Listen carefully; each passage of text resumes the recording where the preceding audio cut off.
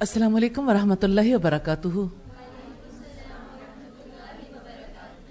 नहमदुहू व नुसल्ली अला रसूलिहिल करीम। अम्मा बाद फ़ाऊज़ु बिल्लाहि मिनश शैतानिर रजीम।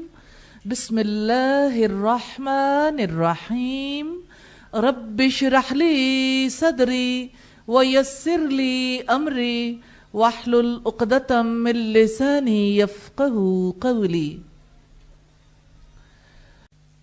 तो जो रब की ज़ात पर यकीन की वजह से, उसकी मोहब्बत की वजह से रो पड़ता है, उसकी आंखों में आंसू आ जाते हैं, तो उसे फिर दुनिया क्लियर नजर आनी शुरू हो जाती है। पहले दुनिया धुंधला जाती है, फिर दुनिया वाज़ेह तौर पर नजर आने लगती है। फिर उसकी सोच में, उसके जज्बात में अल्लाह ताला बस जाते हैं। देखें, जज्बात बहुत बड़ी चीज है, क्योंकि पावर है ना जज्बात में। फिर उसे यूं लगता है कि वो अल्लाह के बहुत करीब हो गया है और अल्लाह की रहमत भरे साए में वो जिंदगी बसर करने लगता है, क्योंकि वो हर चीज में अल्लाह की रहमत को देखता है, हत्ता कि अपनी बीमारी में, हत्ता कि अपनी तकलीफ में, हत्ता कि अपनी मुश्किलात में, हत्ता कि एक ऐसे माहौल में जहां पे सांस लेना भी मुश्किल हो जाए, वो अल्लाह की रहमत को पा लेता है। वो यही सोचता है कि इसमें मेरे लिए कोई खैर होगी, अल्लाह ताला ने जरूर कोई हिकमत रखी होगी, यही अल्लाह की तकदीर है और अल्लाह 70 माओं से बढ़कर मोहब्बत करने वाला है। उसको मालूम है कि इस वक्त मेरे लिए क्या चीज नफामंद है। तो जो हर चीज पे नजर डालते हुए और जिस माहौल में वो है और जिस सूरत हाल से गुजर रहा है, अगर वो अल्लाह की रहमत को पाले, हमने अल्लाह ताला की सिफत रहमत को देखा है ना, तो नॉर्मली लोग रहमत को तब तो पा लेते हैं आसानी के साथ जब कोई नेमत उन्हें मिलती है, लेकिन उस वक्त बहुत मुश्किल हो जाती है जब कभी किसी मुसीबत में होते हैं। हालांकि दुआएं भी उसी वक्त करते हैं, तो दुआ किस वजह से करते हैं? कि वो रहम कर दे, तो उसकी रहमत ही को पुकारते हैं ना। लेकिन अगर वो उसकी रहमत को महसूस करें, यकीन कर लें कि वो मेरे पे रहमत करेगा, तो जिंदगी बदल जाएगी। बस आपकी जिंदगी बदल सकती है, आप एक नई जिंदगी गुजार सकते हो अगर आप जिस चीज पे नजर डालो उससे अल्लाह की रहमत को लेकर आ जाओ। आपकी नजर अल्लाह की रहमत को लेके आ जाए, आपका दिल अल्लाह की रहमत पर यकीन कर ले, तो आप मायूस हो सकते हैं। रहमत पर यकीन करने वाला कभी मायूस नहीं हो सकता। तो खराबी कहां आती है? यकीन में शक हो जाता है इंसान को। तो जो हक पर यकीन कर लेता है ना, वो कभी शक नहीं करता। फिक्र का उसूल है कि हक को शक जायल नहीं करता। जब इंसान हक की जमीन पर खड़ा हो जाता है ना, तो शक तो उसे भी आ सकते हैं, यानी शैतान उसके लिए भी कोशिश करता है, लेकिन शक निकल जाते हैं अल्लाह रब्बुल इज्जत से मदद मांगने की वजह से।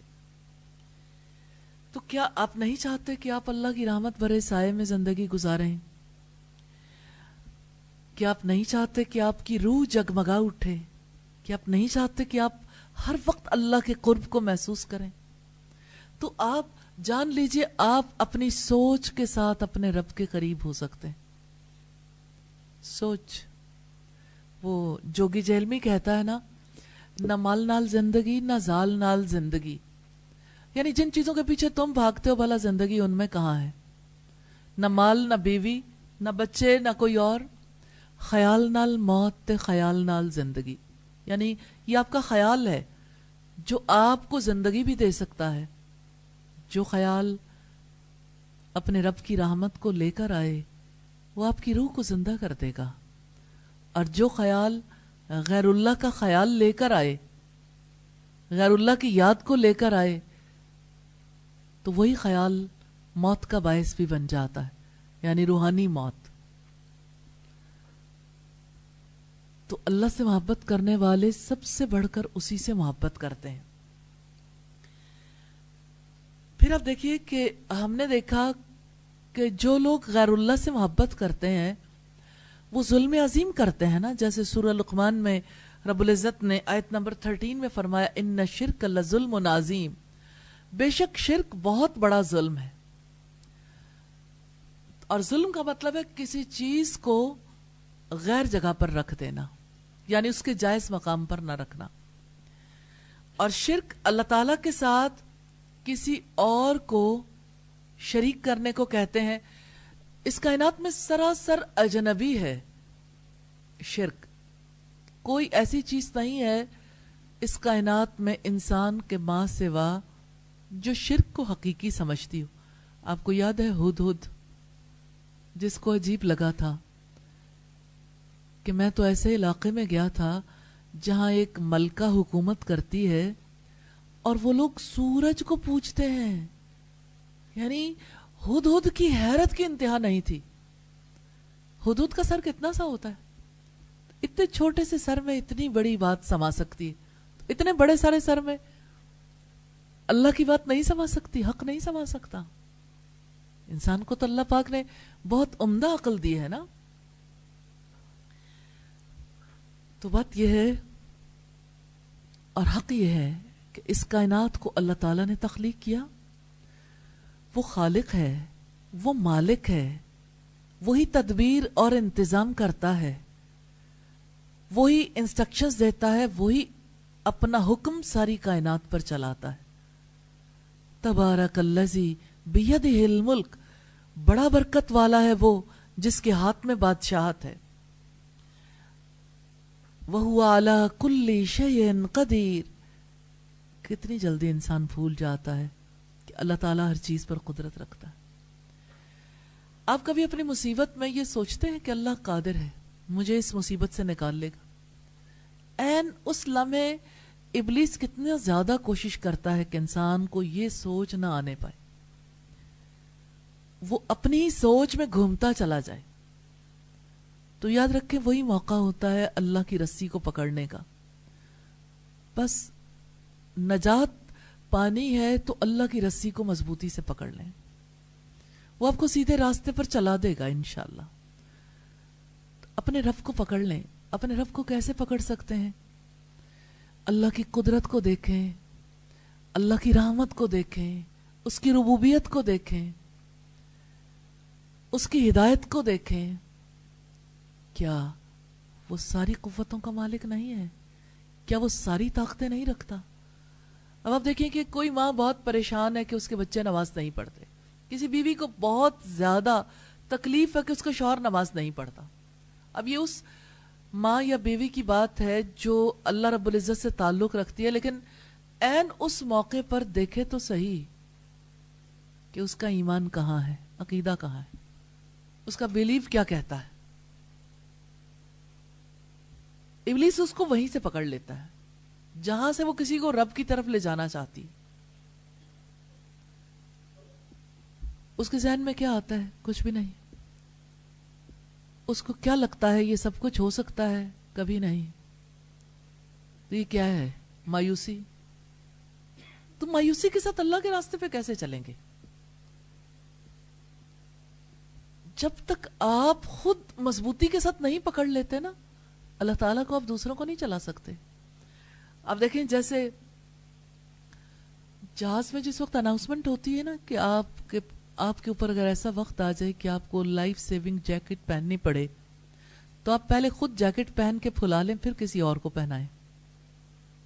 اگر آپ کسی اور کو پہنا کے پہلے اس کی جیکٹ پھلانے لگیں گے اس کو کیسے بچائیں گے جبکہ آپ ہی نہیں بچے؟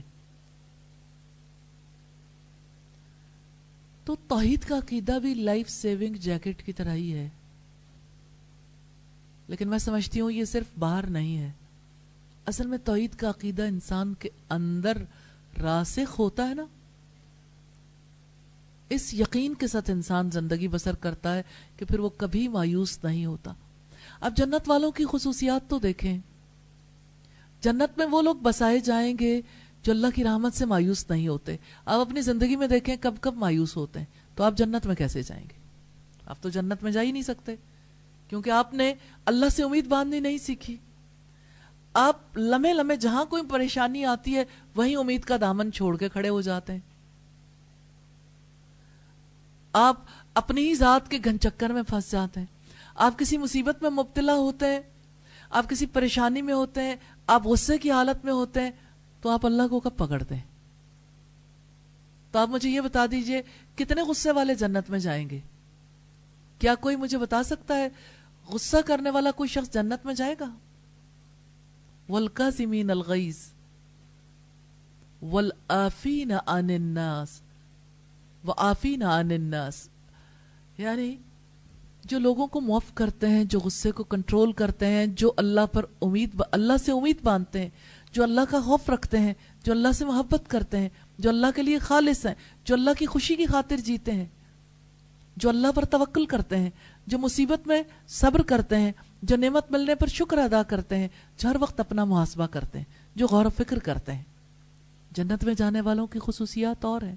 اب آپ دیکھیں کہ جو ایسے زندگی گزارتا ہے، ہزاروں خواہشیں ایسی کہ ہر خواہش پہ دم نکلے، بہت نکلے میرے ارماں مگر پھر بھی کم نکلے، جو ایسے زندگی گزارتا ہے، مجھے یہ بتائیے یہ جنت میں جانے والوں کی خصوصیات ہیں جو کورس میں شامل ہیں کہ لازماً پڑھائی جائیں؟ تو جنتی لوگوں کی خصوصیات اور ہیں۔ جب تک آپ اپنے آپ کو جنت میں جانے کے قابل نہیں بنائیں گے، جنت میں نہیں جا پائیں گے۔ تو جنت میں جانے کے لیے سب سے پہلی چیز ہے کہ آپ اپنی شناخت تو کروا دیں۔ آپ دیکھیں جہاں پر آٹومیٹک لاک سسٹم ہے نا کہ آپ لاک کھول سکتے ہیں کارڈ سوائپ کر کے،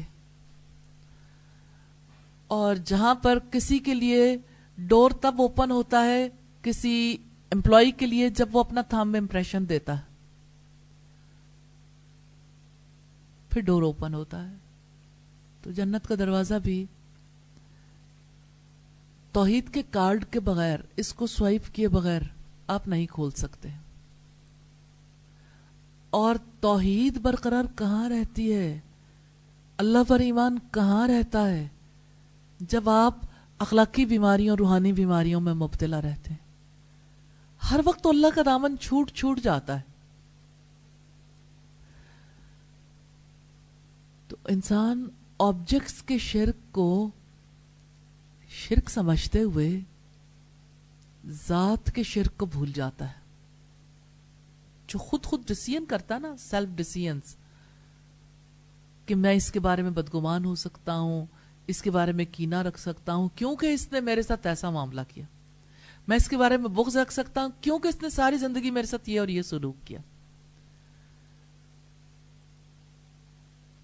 تو نبی صلی اللہ علیہ وسلم کی حدیث آپ کو یاد ہے نا، آپ صلی اللہ علیہ وسلم نے ایک بار فرمایا تھا کہ جسے جنتی شخص کو دیکھنا ہو وہ اس شخص کو دیکھ لے، 1 دن 2 دن 3 دن۔ حضرت عبداللہ ابن عمر نے سوچا کہ میں جا کے پتہ تو لگاؤں کہ ان میں کون سی ایسی صفت ہے، یہ کیا کام کرتے ہیں جس کی وجہ سے جنت میں چلے جائیں گے۔ کیا آپ نے اپنے زندگی میں سوچا کبھی کہ ہم نے جنت جانا ہے تو ہم ان لوگوں کو تو دیکھیں جو جنت میں جانے والے اعمال کرتے ہیں؟ آپ جنت جانا چاہتے ہیں؟ جانا چاہتے ہیں؟ ارادہ کر رکھا ہے؟ کیا آپ جانتے ہیں کہ جنت میں جانے والوں کے خاص قسم کے اعمال ہیں؟ ان اعمال کے لیے کیا آپ نے ارادہ کر رکھا ہے؟ کیا آپ اس کے لیے ایفرٹس کرتے ہیں؟ الحمدللہ جو کرتے ہیں، اور جو کچھ کرنے کی ضرورت ہے تو ساری زندگی کا معاملہ ہے نا۔ خیر، انہوں نے 3 دن تک آبزرو کیا، نہ نوافل پڑھے کسی نے، نہ کوئی روزہ اور رکھا، نہ کوئی اور غیر معمولی نیکی کی۔ 3 دن کے بعد کہنے لگے کہ اللہ کے رسول صلی اللہ علیہ وسلم نے آپ کے بارے میں یہ بات کہی تھی، تو میں جائزہ لینے کے لیے آپ کے گھر آیا تھا اور آپ نے مجھے رکھ لیا، کوئی اور ریزن نہیں تھی، لیکن آپ مجھے یہ تو بتا دیں آپ کون سا عمل کرتے ہو جس کی وجہ سے آپ کے بارے میں رسول اللہ نے یہ کہا۔ انہوں نے کہا اور تو کوئی بات نہیں، لیکن میں کسی مسلمان کے بارے میں دل میں کوئی بات نہیں رکھتا۔ شفاف دل والے جنت میں جائیں گے۔ اب جس دل میں غم بسا ہوا ہے، نا امیدی ہے، اس کو جان لینا چاہیے یہ جنت میں جانے سے سب سے بڑی رکاوٹ بن جائے گی. اگر جنت جانا ہے تو کسی چیز کی قیمت پر نہ تو آپ مایوس ہو کے کیا کریں گے, آپ غم میں مبتلا رہ کے کیا کریں گے, ذات کی محبت آپ کو کیا دے دے گی, کیا کرنا ہے آپ نے حسد کر کے, کیا کرنا ہے بدگمان رہ کے. آپ کو اللہ کی محبت بھی نہیں ملے گی, آپ اللہ سے محبت بھی نہیں کر سکتے, آپ کے پاس وقت ہی نہیں ہے کیونکہ آپ نے تو بدگمان رہنا ہے. آپ اللہ سے محبت کیسے کر سکتے ہیں کیونکہ آپ نے کسی نہ کسی سے بغض رکھنا ہے. آپ اللہ سے محبت کب کریں گے جب آپ کسی سے حسد کرتے ہیں, کیونکہ حاسد کا تو کام یہی ہے سارا وقت جس سے وہ حسد کرتا ہے اس کی برائی سوچتا رہے کہ اب میں کیسے نقصان پہنچاؤں, کیسے انتقام لوں, کیسے اسے تکلیف دے دوں. جیسے ام جمیل کو رات نیند بھی ٹھیک نہیں آتی تھی, رات ہی کو جاتی تھی جھاڑیاں اکٹھی کر کے لاتی تھی, رسول اللہ کے دروازے پہ پھینکتی تھی. حسد تھا نا کہ جب باہر نکلیں بچے تو ان کے پاؤں میں کانٹے چبھیں, چیخیں سن کر اس کو سکون ملتا تھا. تو ظاہر ہے اگر ام جمیل جیسا دل کسی نے بنانا ہے, ایسے رکھنا ہے, تو ام جمیل تو جنت میں نہیں گئی. جس نے ابو لہب کی طرح, ابو جہل کی طرح زندگی گزارنی ہے تو جان لیجئے کہ وہ جنت میں تو نہیں گئے.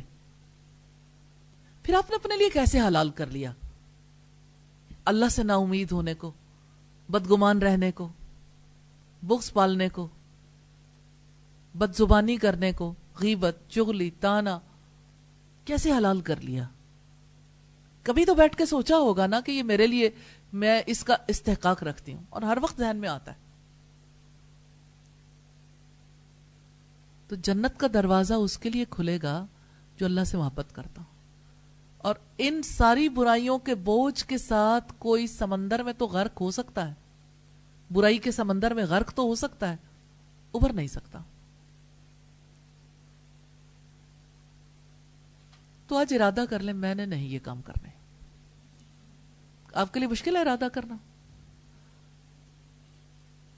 جس کو مشکل نظر آتا ہے وہ اللہ تعالیٰ کی طرف دیکھے, اپنی طرف نہ دیکھیں, کیونکہ اللہ نے اس راستے پر چلانا ہے نا. اللہ پر اعتماد کریں گے, اللہ تعالیٰ کسی کے اعتماد کو توڑتا نہیں ہے, الحمدللہ. تو یاد رکھیں کہ اس دنیا میں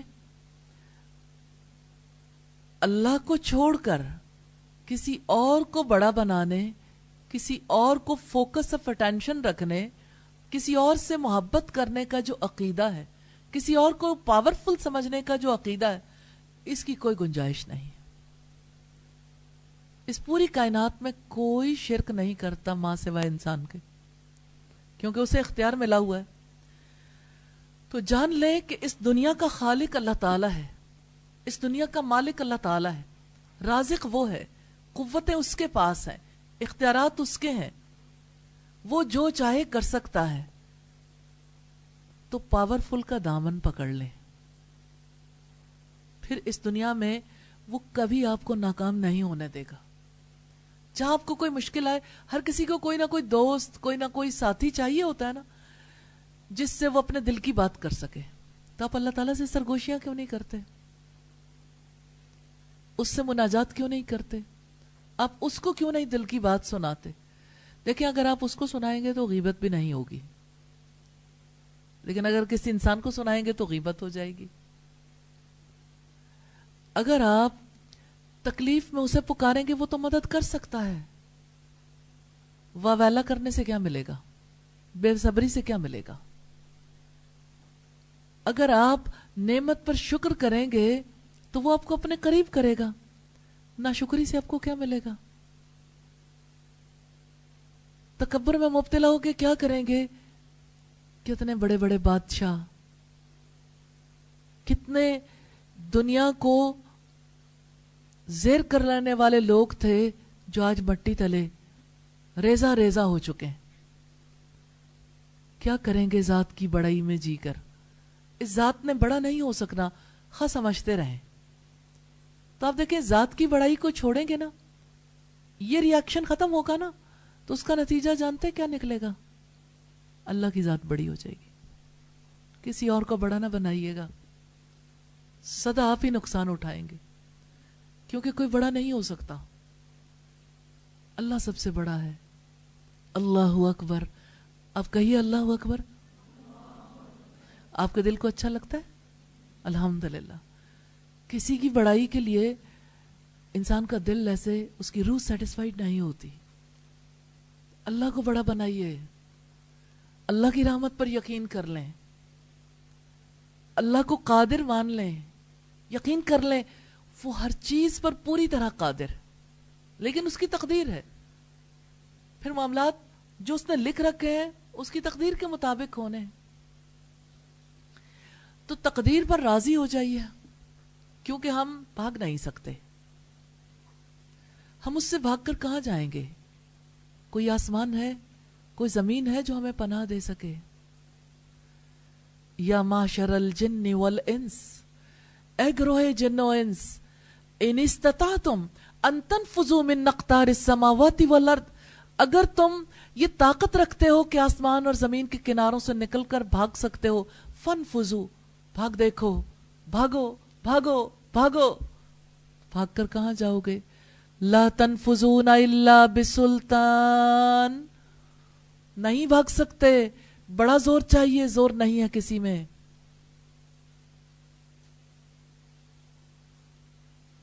تو اگر طاقت نہیں ہے تو عاجز تو ہو سکتے ہیں نا، جھک جائیں۔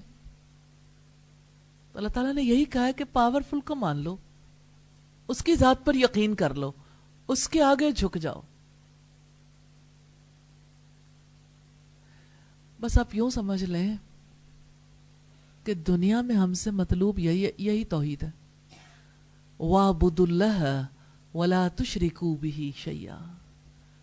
وَاعْبُدُوا اللَّهَ، جب اللہ کی مانو گے نا تو اللہ کی عبادت ہوگی، جب من کی مانو گے تو من کی عبادت ہوگی، من کی نہیں ماننی،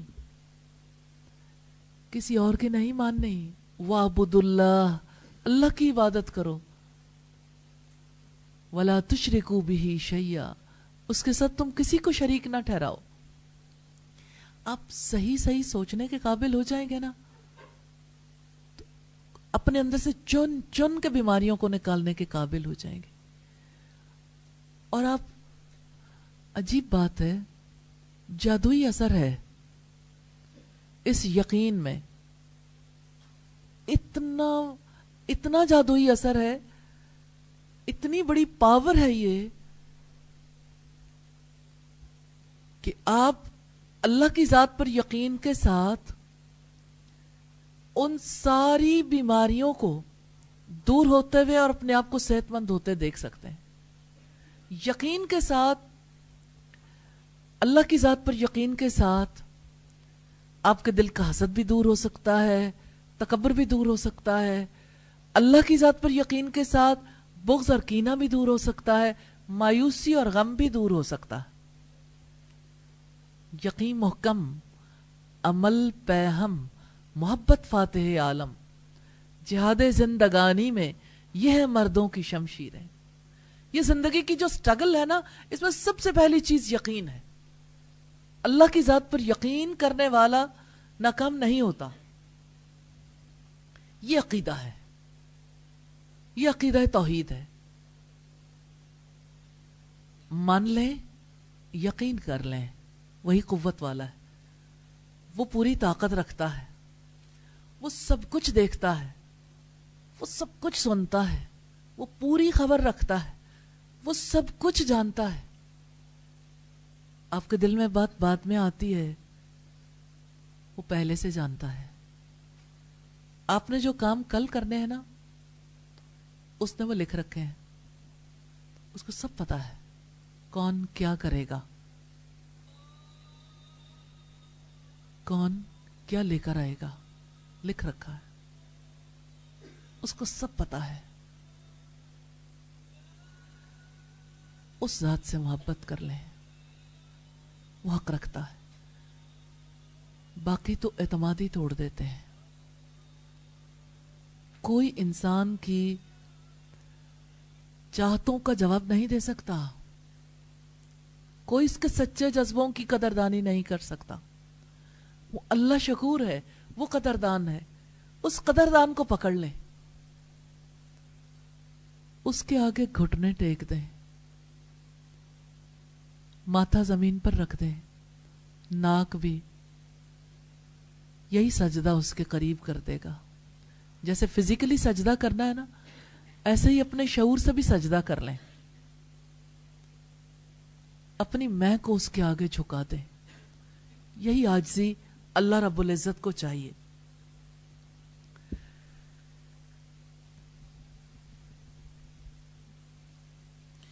دیکھیے، طرز فکر خواہ کوئی بھی ہو، توحید ہو یا مشرکانہ طرز فکر ہو، آدمی اس خاص نقطہ نظر کے مطابق سوچتا ہے. جب وہ سوچتا ہے نا تو اس کی زندگی بھی اسی کے مطابق ڈھلتی چلی جاتی ہے. اور مشرکانہ طرز عمل کے مطابق انسان جب سوچتا ہے تو ہوتا کیا ہے کہ اس کے دل میں مشرکانہ خیالات پروان چڑھتے ہیں اور وہ ایک بے حقیقت چیز کو اختیار کر لیتا ہے. اس کی ذات کے اندر بے حقیقت چیز ہے، ساری کائنات میں حق ہے. کلیش تو ہو گیا نا. تو شرک کا عقیدہ جو ہے وہ انسان کو کبھی فکری غذا نہیں دے سکتا، انسان کے لیے کبھی وہ نفع مند نہیں ہو سکتا. کبھی شرک کا عقیدہ انسان کو روحانی روشنی سے منور کرنے والا نہیں ہو سکتا، اور روحانی روشنی کے بغیر انسان کا پورا وجود معنی نہیں رکھتا، بے معنی ہو جاتا. توحید کی حقیقت کو ہم کسی ایک لفظ میں بیان نہیں کر سکتے، اگرچہ الفاظ کے ذریعے سے ہم اظہار کرتے ہیں، لیکن یہ حقیقت بہت وسعت رکھتی ہے. جیسے آپ ایک کلمہ بولتے ہیں نا، لا الہ الا اللہ، تو لا الہ الا اللہ کی حقیقت جو ہے نا بہت وسعت رکھتی ہے، پوری کائنات اس میں سما جاتی. لیکن انسان کو کائنات سمائی ہوئی نظر تو آئے، تب آئے گی جب آپ غور و فکر کریں گے. آپ کا حصہ اتنا ہی ہے جتنا آپ غور و فکر کر لیں گے. قرآن حکیم سے ہمیں معلوم ہوتا ہے کہ توحید اللہ تعالیٰ کے ساتھ بندے کے ایسے تعلق کا نام ہے جس میں بندہ اپنے رب سے شدید محبت کرتا ہے. یہی بات آج ہم نے دیکھی نا، بندہ اپنے رب پر اعتماد کرتا ہے، بندہ اپنے رب کا خوف رکھتا ہے، اس سے امید باندھتا ہے. کتنی پیاری بات شیخ عبد القادر جیلانی نے کہا تھا، جس سے تو خوف رکھے وہ تیرا معبود، جس کی تو تعظیم کرے وہ تیرا معبود، جس سے تو امید باندھے وہ تیرا معبود، جس سے تو محبت کرے وہ تیرا معبود. تو دیکھیں، محبت، خوف، توکل اور امید کے جذبات کا مجموعہ ہے توحید.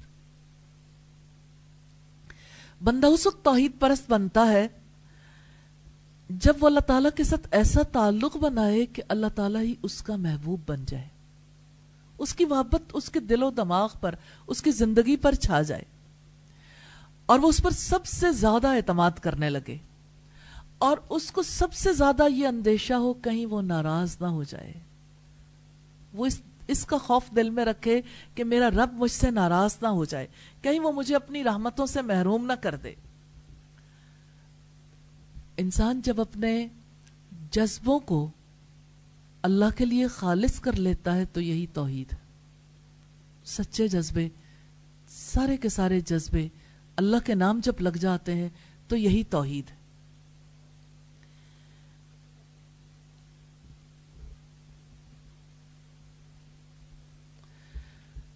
رب العزت نے فرمایا، اللہ لا الہ الا ہو، اللہ کے سوا کوئی عبادت کے لائق نہیں. وعلی اللہ فلیتوکل المؤمنون، لازم ہے کہ مومن ایمان رکھنے والے اللہ پر توکل کریں. سورۃ تغابن کی آیت نمبر 13 ہے. اللہ کی ذات پر توکل کرنا ایمان کا تقاضا ہے، اعتماد کرنا ایمان کا تقاضا ہے. سورہ الانبیاء کی آیت نمبر 90 میں فرمایا، بہت پیاری آیت ہے، انہم کانوا یسارعون فی الخیرات، وہ لوگ नेकियों में भाग दौड़ करते थे। सुरत, तेजी, इतनी तेजी है, युसारियूना, सब करते थे, एक अकेले नहीं। युसारियूना फिल खैरात वयदूनना रगबन व रहबा, और वो अपने रब को उम्मीद और खौफ से पुकारते थे, उम्मीद और खौफ से। वकानू लना खाशीन, और वो हमारे आगे आजिजी करने वाले थे। खुशू, खुशू कैसे पैदा होता है? नेकियों में भाग दौड़ करने से। आप कौन सा नेकी के काम कर रहे हैं, अल्लाह की खातिर भाग दौड़ कर रहे हैं? देखिए, आप इल्म हासिल कर रहे हैं, अपने लिए कर रहे हैं। आइंदा इस इल्म से किसी को नफा पहुंचाएंगे तो नफा होगा ना, अभी तो सिर्फ आपकी अपनी जात है।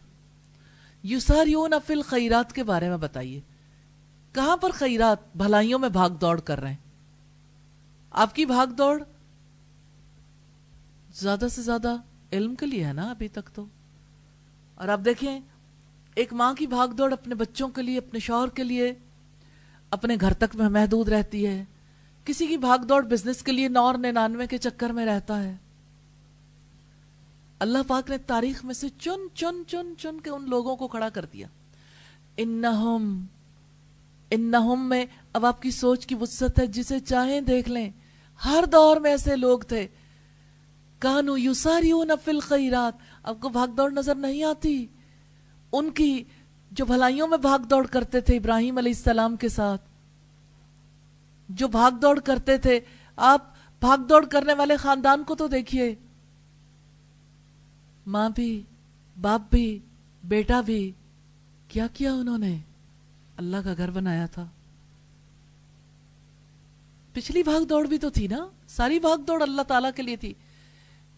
फिर कहीं जाके आखिरी उम्र में अल्लाह ताला ने मौका दिया अपना घर बनाने का। इन्नहुम कानू युसारियूना फिल खैरात, क्या भाग दौड़ करते थे? हजरत मूसा अलैहिस्सलाम के साथ ही, हजरत ईसा अलैहिस्सलाम के साथ ही सहाबे कराम क्या भाग दौड़ करते थे? इन्नहुम कानू युसारियूना फिल खैरात वयदूनना, लाजमी नतीजा है भाग दौड़ में दुआ करनी पड़ती है, पुकारना पड़ता है।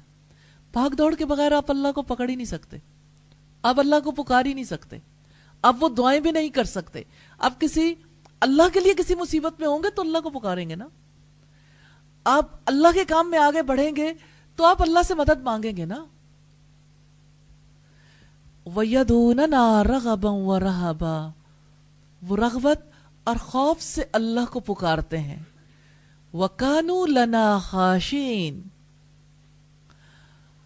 और वो हमारे आगे आजिजी करने वाले थे। सुभान अल्लाह। आजिजी करने के लिए लोग चाहते हैं हमें पता चल जाए खुशू कैसे करें, अल्लाह के लिए काम करें, अल्लाह से दुआएं करें, रग़बत और खौफ के साथ। खुशू का रास्ता यही है। तो तौहीद तक़ादी तौर पर यह है कि इंसान अपने रब से सबसे ज्यादा मोहब्बत करने लगे, उसके लिए सबसे ज्यादा भरोसे की चीज अल्लाह की जात बन जाए, अल्लाह पर तवक्कुल। वमन यतवक्कल अलल्लाहि फहुवा हस्बुहु, जो अल्लाह पर एतमाद करता अल्लाह उसके लिए काफी हो जाता है। क्या उसने नहीं फरमाया वयर्ज़ुक़हु मिन हैसु ला यहतसिब, वो ऐसी जगह से रिस्क देता है जहां से उन्होंने गुमान भी नहीं किया होता, जहां से उन्होंने कभी सोचा भी नहीं होता।